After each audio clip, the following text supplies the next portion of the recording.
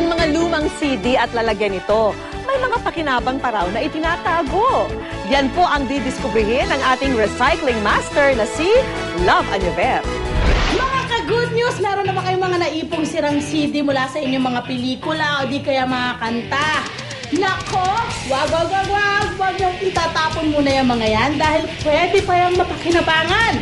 Pwede natin gawing mga home accessories. Ang mga luma at sirang CD, bibigyan uli ng silbi sa tulong ni Christopher Tolentino, isang junk artist. Ang una natin gagawin ay candle holder.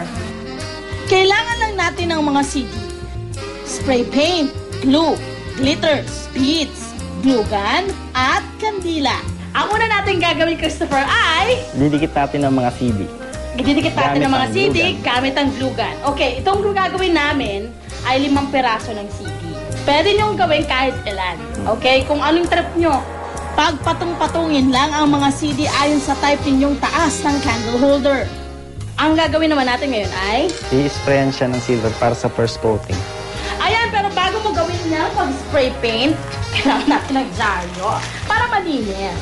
Okay, at dito niya spray paint yung kanyang CD. Patuyuin ang paint ng ilang minuto. Gamit ang glue, simulan ang paglalagay ng glitters, saka ilagay ang kandila. Ayan, Christopher, pagkatapos natin lagyan ng iba't ibang kulay ng glitters, ang susunod natin ay yung paglalagay ng beads. Gamit ang glue gun, idikit na ang makukulay na beads. Hindi na kailangang bumili ng mahal na candle holder. Madali nang gawin, safe pa ang ating bulsa sa gastusin. Ang ating mga center table, malungkot tingnan pag walang palamuti. Kaya pagagandahin natin to sa susunod nating project. Ang next na gagawin po natin, Miss Love, ay flower base na pwedeng pang indoor at outdoor. Ay, gusto ko yan, pero wait lang. Paano natin gagamitin yung yung mga sirang CD natin? Paano gagawin mo? Ito po yung gagawin nating stand. Love it! Ihanda na ang mga plastic bottle, CD, spray paint, ribbons, beads, glue gun, at gunting. Ano muna natin gagawin? Puputulin natin tong kalahati. Okay. Gamit ang gunting. Ayan, cutter. Okay, children, again, kung gusto nyo matutunan to, pa-assist kayo sa nanay nyo at sa ate nyo. Basta mas nakakatanda sa inyo, hindi pwedeng kayong gumawa. Okay? Dahil delikado. Siguraduhin maayos at pantay ang pagkakagupit nito. Gamit ang glue gun, pagdikit-dikitin naman ang mga CD, depende sa nais ninyong taas. Kailangan nyo mag-isip para yung inyong pera magagamit nyo sa mas importanteng bagay. Diba? Kagaya nito. Gamit ang spray paint, pipinturahan natin ang CD at yung bote. Okay. Shake, shake, shake! Sprayhan pati ang nagupit na bote at saka ito patuyuin.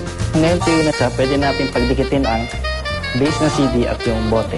Ano yung next natin gagawin? Lalagay na tayo ng mga design. My favorite! Depende sa gusto mong design ang magiging itsura nito. Kaya ilabas na ang natatagong creativity. And the finished product is here. Flower, Miss Love. Wow! Para sa base. Para sa base. Buguhin natin. Yan. Diba? How lovely is that?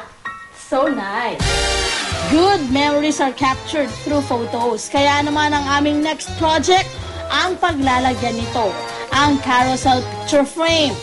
Ihanda na ang CD case at CDs, colored paper, CD case stand, ribbons, at glue gun. Ilagay na ang pinagdikit-dikit na mga CD sa stand. Sundan ito ng isa pang CD. Lagyan naman ng colored paper ang gitnang bahagi ng CD case, saka ilagay ang letrato. Disenyohan ang sobrang space bago isara.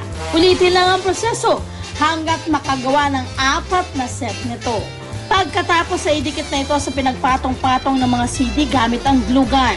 Siguraduhin magkakatapat ang opposite sides nito upang makaikot ng maayos ang carousel. Kaunting space lang ang kakainin ng carousel frame na ito, pero pwedeng paglagyan ng maraming pictures. At ito pang isang useful lalagyan, ang earring holder. Maganda lang ng CD, CD holder stand, beads, pintura at glue gun. Butasan ng CD gamit ang pako at martilyo. Gamit ang glue gun, idikit ang stopper ng CD holder sa CD, saka idikit sa stand. Pag Pagkatapos, pwede na itong pinturahan.